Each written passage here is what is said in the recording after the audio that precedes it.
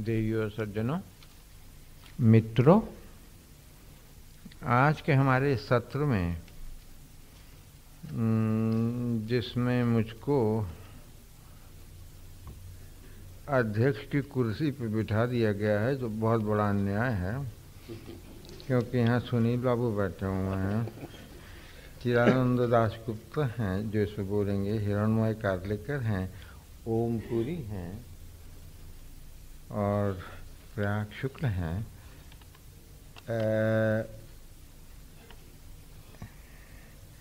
बहुत ही महत्वपूर्ण ये सत्र है और जिस तरह की बातचीत का सिलसिला हमारे पहले इनॉग्रल सेशन के साथ हुआ है, बहुत अच्छा हुआ है और हमको उत्पलदा की बातें बहुत सी अच्छी लगी और बहुत सी बातें जो कि मैं खुद कहना चाहता था कहता, गौण शत्रु वगैरह के बारे में, वो उन्होंने कह दी हैं।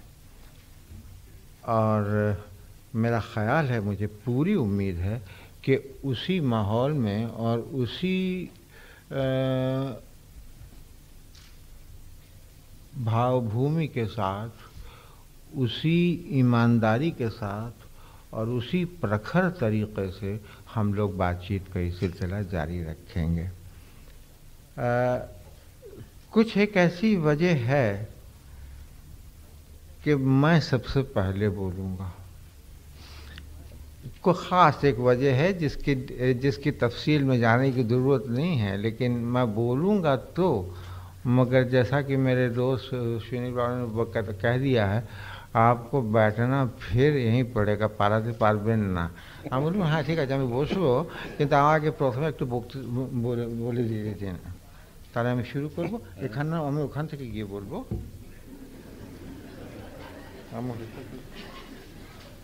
এটা আমার না আপনার? আমারটা কোথায় গেল?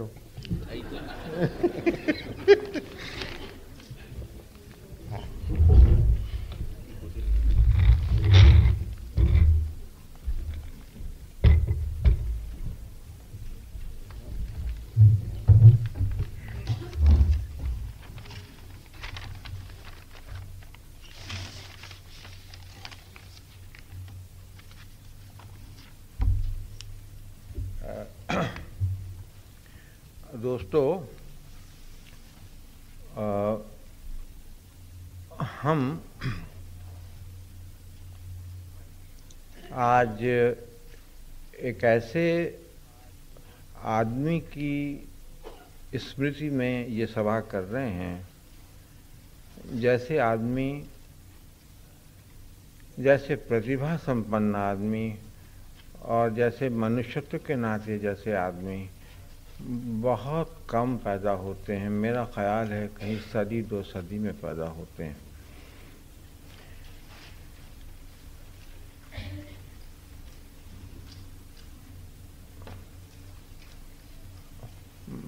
मानिकदा के साथ मेरी पहली मुलाकात सन 66 की है।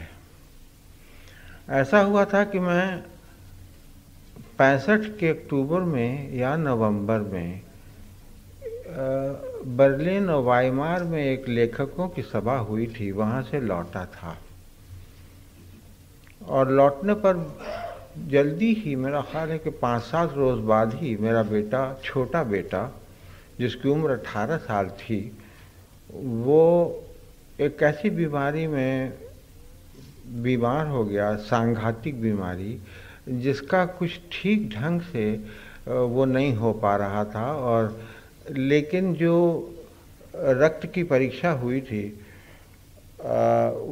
वो ल्यूकेमिया की तरफ संकेत कर रही थी, खून के कैंसर की तरफ, जिसका कि कोई इलाज नहीं है। हम लोग 11 को ब्लड टेस्ट की रिपोर्ट्स मिली और 12 को हम लोग बम्बई चल दिए, उम्मीद ये बांधे हुए कि शायद वहाँ पर जो खून और बोन मैरो के जो टेस्ट होंगे उसमें ये बात जो है ये गलत साबित हो। लेकिन बदकिस्मती से वो बात गलत साबित नहीं हुई और बल्कि और उसकी संपुष्टि हो गई।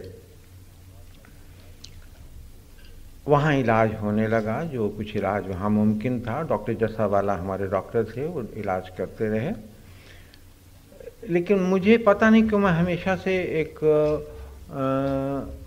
होम्योपैथी में बहुत मेरा विश्वास है। तो मैंने उनसे कहा कि मैं चाहता हूँ कि मैं अपने बेटे का इलाज होम्योपैथी भी इसके साथ साथ करूँ। तो उन्होंने कहा कि mister Roy, well, when I don't have anything to promise to you, I don't have the heart to say no. But I'll again insist that you don't give up the treatment which we are giving to him here. हमने कहा, doctor साहब आप क्या, are you mad, will I try and do that? तो खैर वहाँ से इलाज होने लगा। डॉक्टर सेन आए, वो देख के चले गए बेटे को। उन्होंने ज्ञान मजूमदार नाम के एक बहुत बड़े होम्योपैथ कलकत्ता में हुए हैं, ज्ञान बाबू को उन्होंने जाके रिपोर्ट किया होगा, और फिर वहाँ से वो लिख देते थे दवाएं, और हम लोग वहाँ मुंबई में ख़रीद के देते रहे। 4 महीने बाद कुछ रेमिशन हुआ, तो डॉक्टर जस्सावाला ने कहा कि अब आप जाइए और फिर 2 महीने बाद आइएगा चेकअप के लिए, और इस बीच उसके ब्लड टेस्ट बराबर कराते रहिएगा। सिचुएशन कुछ सुधरने के बजाय उसकी ब्लड पिक्चर और बिगड़ने लगी। तो मेरे दिल में यह ख्याल आया कि चलो भाई, होम्योपैथी में ये भी बहुत ही महत्वपूर्ण होता है कि डॉक्टर ने अपने रोगी को देखा भी है क्या, चेहरा मोहरा, रंग रूप, चेहरे का भाव पता नहीं, किस तरह का हो सकता है कि मिथक ही हो, लेकिन इस तरह की चीज़ एक फैली हुई है। तो हमने कहा कि हम चलते हैं, अब कलकत्ता हो के बम्बई पहुंचेंगे, 2 घंटे की फ़्लाइट है, कोई इमरजेंसी होगी। वहाँ पे मैं लेक टेरेस में ठहरा अपने एक दोस्त के यहाँ, मैं, मेरी पत्नी और मेरा वो बेटा। सुभाष मुखोपाध्याय कवि, वो पास ही डॉक्टर शरद बैनर्जी रोड में रहता था, तो वो एक दिन आया और बोला कि चलो যাবে সত্যজিৎ আজকে সৌমিত্রের সঙ্গে ওর প্রথম একটা শট নিচ্ছে, চলো যাই। আমি বললাম দেখুন আমি তো ওর সঙ্গে আমি কখনো আমার দেখা সাক্ষাৎ হয়নি, আর উনি পছন্দ করবেন না হয়তো। সুভাষ বলল হ্যাঁ ঠিক আছে, সব ঠিক আছে, আমি সব মানিকদার সঙ্গে কথা বলে নিয়েছি। চলে গেছে। और वहाँ मैंने पहली दफ़े सत्यजीत की जो शूटिंग स्क्रिप्ट थी वो देखी। वो किताब एक बाउंड किताब थी, और उसमें हर पन्ने के ऊपर तमाम वो था, इलस्ट्रेशंस थे, एक एक चीज़ थी, सारे एग्जिट्स, एंट्रीज, ये वो सब कुछ था। लोगों ने बहुत बार ये कहा है कि उनका हिज अटेंशन टू डिटेल, तो अटेंशन टू डिटेल का रहस्य भी उसी किताब में था। उसमें तो सब कुछ लिखा हुआ था। ये गलती कभी नहीं हो सकती थी कि अगर मान लीजिए कोई एक 1850 की, जैसे मान लीजिए कहानी 1860 की है, जैसे मान लीजिए कि चारुलता कर रहे हैं, जो कि एक पीरियड पीस है और जिसका ही पहला शॉट था वो सौमित्र के साथ, तो उसमें उन दिनों कोट में सामने की तरफ 5 बटन होते थे कि 6 होते थे, और इसमें स्लीव्स पे क्या बटन होते थे। इसकी कभी कोई एनाक्रोनिज्म उनके अंदर मिल ही नहीं सकते। देखते रहे हम लोग, और हमें बहुत देख के अच्छा लगा। सबसे अच्छी बात ये लगी कि सौमित्र को उन्होंने शूट किया, कई टेक्स लेने पड़े, कई बार उसे करना पड़ा। उसके बाद सत्यजीत संतुष्ट हो गए। तो सत्यजीत तो संतुष्ट हो गए, सौमित्र संतुष्ट नहीं हो रहा। उसने कहा कि ना माने तो है नहीं, आरो करुण। तो उसके बाद उसने फिर किया, और तब उसके बाद वो चीज़ हो सकी। मुझे लगा कि जो जो इस तरह का अपना एक रापोर बनाता है अपने कास्ट के साथ, अपने क्रू के साथ, अपना सब कुछ। और सबसे पहले तो धक्का मुझको लगा था कि न्यूटेटस के गिरे पड़े स्टूडियो में वो शूट कर रहे थे, जिसको देख के जाने दीजिए अमेरिका और ब्रिटेन और फ्रांस के, बम्बई के जो बड़े बड़े मूवी मॉडल्स हैं, उनको अगर उन हालतों में शूट करना पड़े तो उनको हार्ट अटैक हो जाएगा। जाले लटक रहे हैं, ऑलमोस्ट एन अनस्वेप्ट फ्लोर, और उसमें ट्रॉली के ऊपर आपकी रोशनी है, उसी के ऊपर सब कर रहे हैं। उसमें से उन्होंने इस तरह की खूबसूरत चीज़ें पैदा की। खैर साहब, कथा का सूत्र पकड़ता हूँ। वहाँ से फिर मुझे जल्दी ही लौटना पड़ गया और हम पहुँच गए बम्बई। इलाज हुआ और दुर्भाग्यवश एक्यूट ल्यूकेमिया था। तो एक्यूट ल्यूकेमिया की जीवन का प्रोग्नोसिस उसका बहुत कम है, 6 महीने के करीब होता है, वही 6-7 महीना। तो 6 महीने के अंदर ही उसकी तबीयत बहुत ख़राब हुई और वहाँ पे उसको हमने इलेक्ट्रिक क्रेमेटोरियम में क्रेमेट करके हम आ गए। मेरे बेटे को कुछ पहले से ही कुछ वो अंग्रेज़ी में कविताएं वगैरह लिखा करता था, और डैम्यो नाम का एक अखबार भी था जो कि वो जिसका संपादन करता था, लिटिल मैगज़ीन। तो अपने वहाँ पे हॉस्पिटल में रहते हुए वो कुछ कविताएं भी लिख रहा था और कुछ एक जर्नल के किस्म का भी उसने रख छोड़ा था। उस सबको हमने सोचा कि एक अपना निजी ढंग के प्राइवेट सर्कुलेशन के लिए दोस्तों और आत्मीय जनों के बीच में उसको करवाया जाए, छाप के। तो हम पहुँचे 66 में, शायद नहीं पहुँचे, हो सकता है 67 की शुरू में या कब पहुँचे। गए, गीता को साथ हमने ले लिया, सुभाष की पत्नी गीता बंदोपाध्याय। तो वहाँ हम गए तो अंधेरा था कमरे में, और मानिकदा उसी अंधेरे में बैठे हुए कुछ ग्रामोफोन रिकॉर्ड सुन रहे थे। बाद में पता चला कि वो किसी इजिप्शियन ग्रामोफोन कंपनी ने उनको कुछ भेजा था जिसको वो सुन रहे थे उनके एक्सपर्ट कमेंट्स के लिए। इस समझिए कि 66-67 की बात है। तो तब तक तो पुत्र पाचाली অপুর সংসার, অপরাজিত আর আমার মনে হয় Charulata also they had been done। तो हम गए, फिर बैठे रहे चुपचाप, फिर रोशनी हो गई। खैर परिचय अब गीता को नहीं करवाना पड़ा क्योंकि मानिकदा ने फौरन पहचान लिया, और सबसे पहला सवाल उन्होंने मेरे बेटे के बारे में पूछा। तो मैंने उनको बताया कि दुर्भाग्यवश वो अब नहीं है। उसकी याद में एक चीज़ मैंने एक छोटी सी एक वॉल्यूम एक बनाया है जिसका नाम है ऑल टू रिमेंबर। तो हमारे मन में आया कि आप उसका ये करें, আপনি একটা ওর জন্য বুক জ্যাকেট করে দেবেন। अच्छा, उनका एक बुक जैकेट ऑलरेडी एक ऑल इंडिया प्राइज पा चुका था। जो ज़माना था जब कोई डीजे केमर के साथ काम कर रहे थे और तब इस तरह के बुक जैकेट्स बनाते थे। तो मानिकदा ने तत्काल कहा, छुट्टी का। हाँ, मैंने पूछा कि আপনি কি করতে পারবেন? হ্যাঁ, নিশ্চয়ই পারবো, কিন্তু আমার ছেলেটা আমার সব রঙগুলো খেয়ে ফেলে, আমাকে আবার কিনতে হবে বাজার থেকে, বাজারে গিয়ে আমি সব কিনে আনবো সব নতুন পেইন্ট টিউब्स।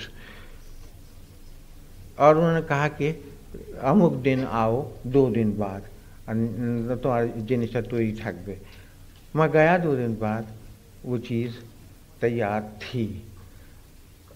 छपी नहीं अंततः, क्योंकि सबको घर में ये लगा, परिवार के भीतर जो कॉन्फ्रेंस हुई तो उसमें ये लगा कि खामखा एक ज़ख़म के भीतर उंगली डाल के दौड़ाने जैसी बात होगी तो ना छापना ही ज़्यादा अच्छा है। लेकिन आज तक मेरे पास मानिकदा की किया हुआ वो बुक जैकेट रखा हुआ है। तो वो आदमी इतना बड़ा था, यानी जितना बड़ा वो कलाकार था उससे कुछ भी कम बड़ा आदमी नहीं था वो। और उनकी तस्वीरें मैं बराबर देखता रहा हूँ। शायद ही कोई तस्वीर छूटी हो, लेकिन 31 तस्वीरों में हो सकता है कि एक आध छूट गई हो, लेकिन मैं बराबर देखता रहा और मुझको बेहद पसंद आती रही। सभी लोग अभी बोल भी चुके हैं, आगे भी बोलेंगे, बहुत कुछ अखबारों में भी निकल रहा है। और ये कि चारुलता के बारे में वैसे तो मानिकदा कहते थे कि उनको अगर अपनी एक तस्वीर कोई चुन के बतानी हो तो वो चारुलता को चुनेंगे। बहरहाल अपनी अपनी राय हो सकती है, कोई ये कह सकता है कि पुत्र पांचाली सबसे अच्छा। लेकिन उनके भीतर एक कवि था, और वो कवि माने सिर्फ मेटाफोरिकल कवि नहीं, सच्चे अर्थों में एक कवि था। क्योंकि कितनी तस्वीरों में उन्होंने गाने भी लिखे हैं, और यहाँ तक कि किसी एक तस्वीर में कोई उनको ढंग की राम प्रसादी धुन नहीं मिली तो उन्होंने वो राम प्रसादी धुन भी लिखी थी। तो ऐसा आदमी, अभी इस पे बहस हुई ना कि ये बंगाल रेनेसेंस के या इंडियन रेनेसेंस के अंतिम वो आदमी हैं, या कोई रेनेसेंस ऐसा हुआ भी कि नहीं हुआ, और हुआ तो कब हुआ, इत्यादि इत्यादि। उत्पल राय ने भी खूब अच्छी तरह से उसकी बात की थी।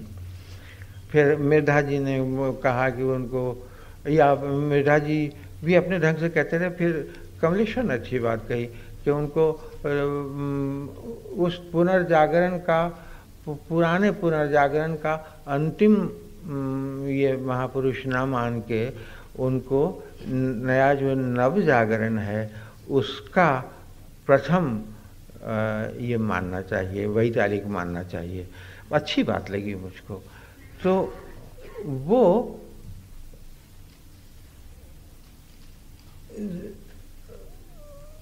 बहुत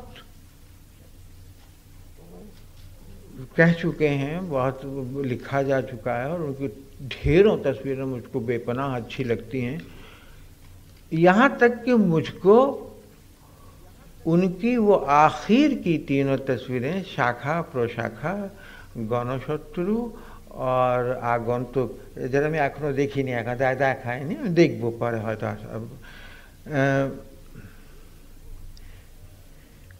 तो वो भी मुझको बेहद अच्छी लगी। यानी शाखा प्रशाखा में कुछ चिट्ठियाँ जो मानिकदा की हैं बात की कि वो कितना ज़्यादा अपने आप को ये करते थे, स्ट्रेन करते थे। उनका एक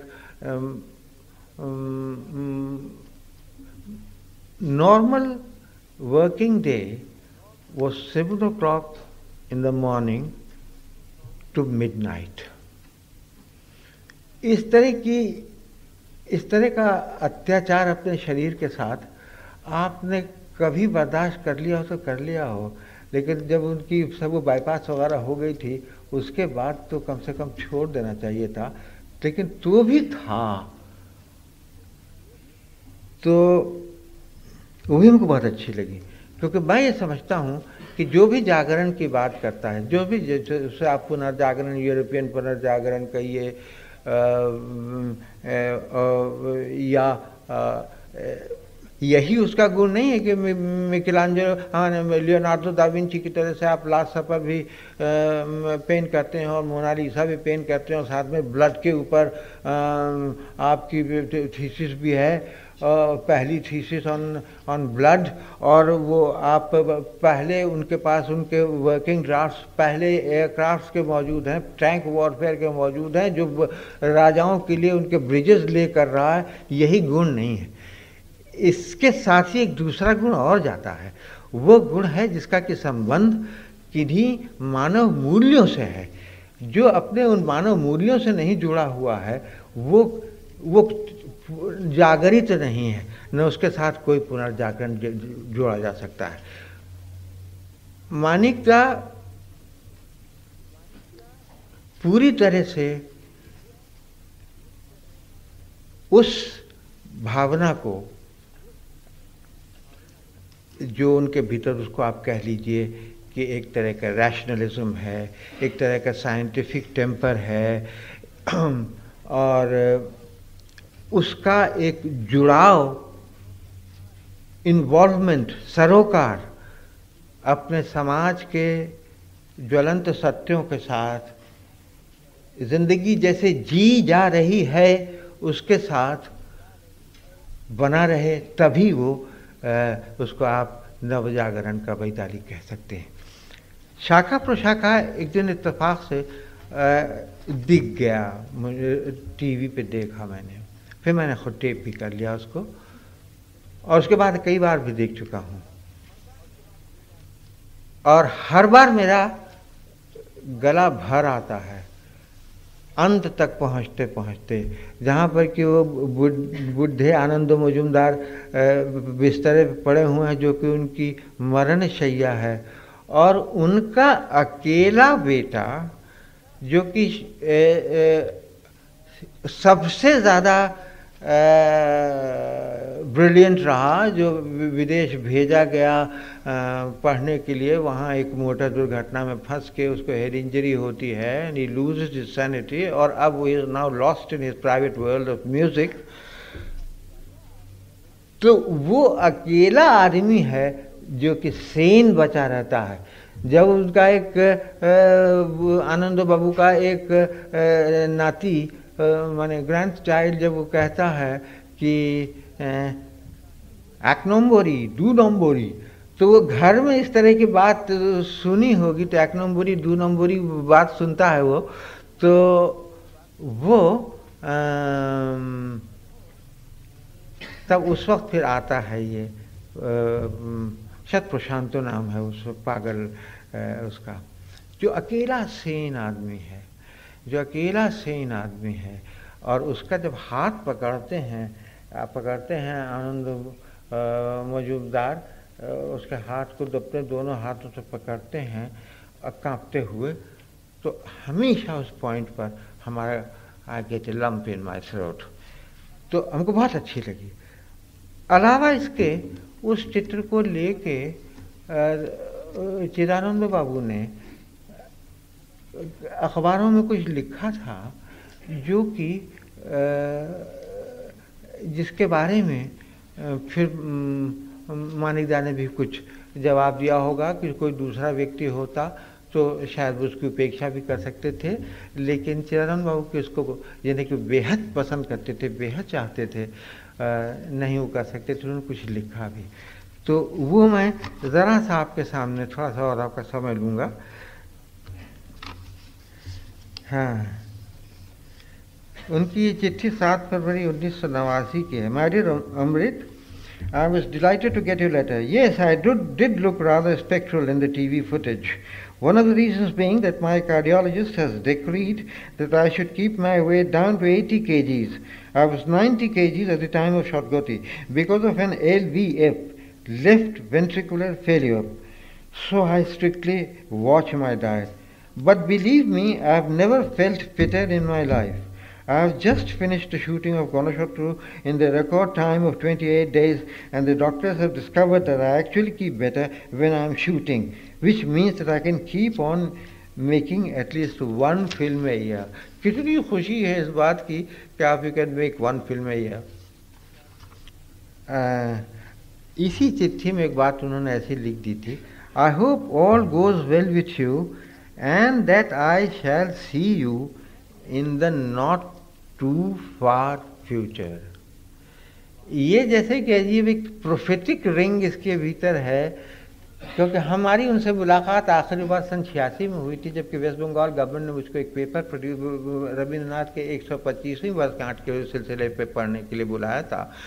तब मैं मानिकदा से मिला था, लंदन में घर वायरस शूट किया जा रहा था, लेकिन मेरी तबीयत ऐसी, उन्होंने कहा भी मुझसे कि अगर तुमको बुकिंग में कोई दिक्कत हो तो हमारे पास रहते हैं इतने number, given number of seats जो कि हमारे नाम से रहते हैं और हम अपने पर्सनल गेस्ट को दे सकते हैं। देखने की नौबत नहीं आई, मेरी तबीयत ख़राब थी तो मुझे बुखार की हालत में लौटना पड़ा, नहीं देख पाया। लेकिन वही सन 86 का दिन था और उसके बाद फिर मैं नहीं जा पाया, जिसका कि एक पाप का बोध और एक अपराध बोध और जिसकी वेदना मेरे मन में बराबर रहेगी। My dear Amrit, I was greatly touched by your concern for my health. Actually, I have not been physically unwell at all, in the sense that I felt no discomfort. A test revealed that my heart was missing beats when I was in deep slumber.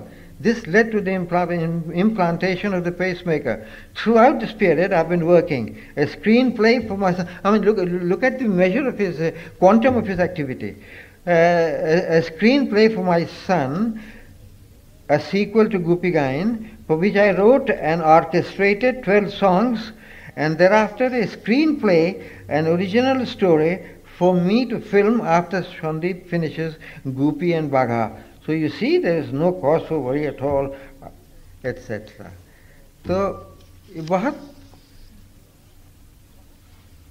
बड़ा आदमी चला गया और लोगों ने कभी कभी ये भी कहा है कि बहुत ज़्यादा प्राइवेट थे, किसी ने उनको एरोगेंट भी कहा, लेकिन मैंने उनको इतना ज़्यादा विनयशील और इतना बच्चों जैसा सादा सीधा सादा भला आदमी पाया कि कुछ कहने की बात नहीं।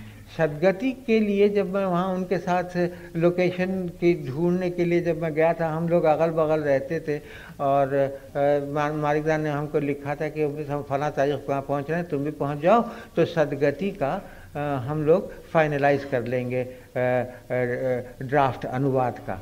उनके लिए अनुवाद का करने का, इसीलिए उन्होंने सदगति में अपना नाम और मेरा नाम दोनों दिया है, जो मेरा नाम भी खामखाई दे दिया, क्योंकि उनके स्क्रीन प्ले का मतलब होता था कि वो उन्हीं का होता था। तो एक दिन उन्होंने बिल्कुल मुझसे कहा, and absolutely out of the blue, Amrit তুমি আমাকে তুমি বলে ডাকো না কেন? I didn't know what to say. I mean, you could strike me down with a feather. I was completely amazed. ये क्या कहे? तो हमने कहा হ্যাঁ মানিক দা ঠিক আছে, আপনি ঠিক বলছেন, আমি এত বড় আমার চট করে সাহস হয় না স্যার, দেখুন তবু আমি চেষ্টা করবো যদি পারি। फिर मुलाकात नहीं हुई। फिर उसके बाद में बराबर जब से वो बेलव्यू में भर्ती हुए खबर रखता रहा, लेकिन वो ऐसा मिलना फिर दोबारा हो नहीं सका। मैं एक बहुत बड़े आदमी, बहुत बड़े महापुरुष, एक बड़ी भारी प्रतिभा को प्रणाम देता हूँ। धन्यवाद।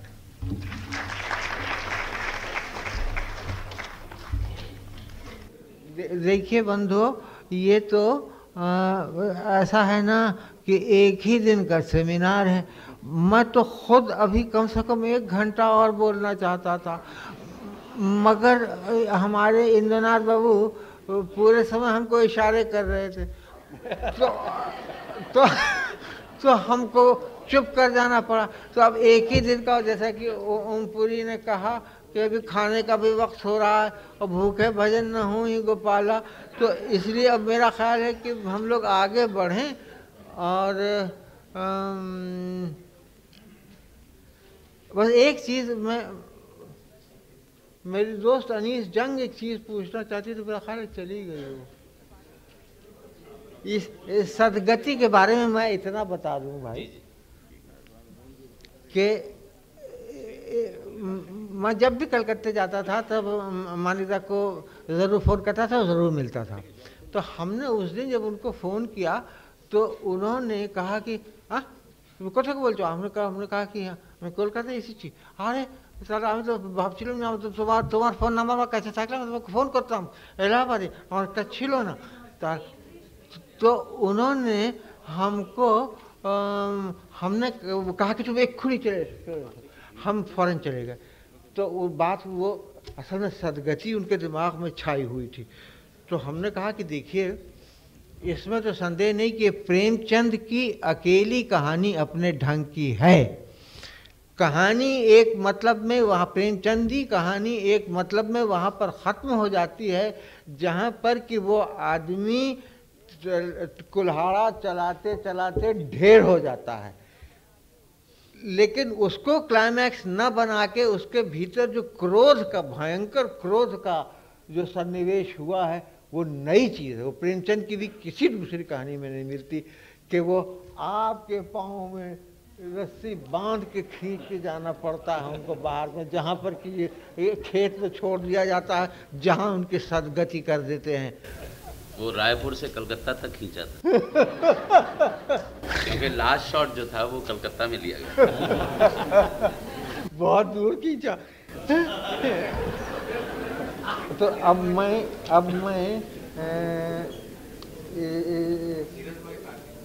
हाँ हिरणमय कार्लेकर जी से कहूँगा कि वो कृपया। भाई 1:30 बज चुका है और मेरा ख्याल है कि अब अगर मैं समाप्त करने के नाम पे और एक आधा घंटा ले लूँ तो विद्रोह हो जाएगा। इसलिए आप लोगों ने सबने बड़े ध्यान से, बड़े ममत्व से, बड़े आनंद के साथ सारी बातें सुनी हैं और कुछ बातें हिरणमय जी ने कहीं, कुछ बातें चिदानंद बाबू ने कहीं, अभी ये ओमपुरी ने बड़े खूबसूरत ढंग से अपनी बातें कुछ कहीं। और मैं इतना ही कह सकता हूँ कि उस आदमी जैसा अत्यंत, मैं हमेशा मेरे नज़दीक एक बात ही रही है कि जो आदमी जितना ही बड़ा है उसको उतना ही विनयशील होना चाहिए। ये कसौटी है, मेरी मनमानी कसौटी है, लेकिन मैं समझता हूँ कि कुछ उसकी वजह यह है कि मेरा बाप बहुत ही विनयशील था, बड़ा आदमी था लेकिन बहुत विनयशील था। शायद इसलिए मेरा कुछ बन गया कि वही मेरी कसौटी बन गई। अगर मैं कोई दाम्भिक आदमी इस तरह का देखता हूँ तो फौरन मेरी नज़र से गिरता है। बहुत सारी दुनिया में पड़े हुए इस तरह के, बहुत बड़ा आदमी था और इसको जितनी श्रद्धांजलि दी जाए वो कम है। इन शब्दों के साथ मैं आज के सत्र को समाप्त करता हूँ।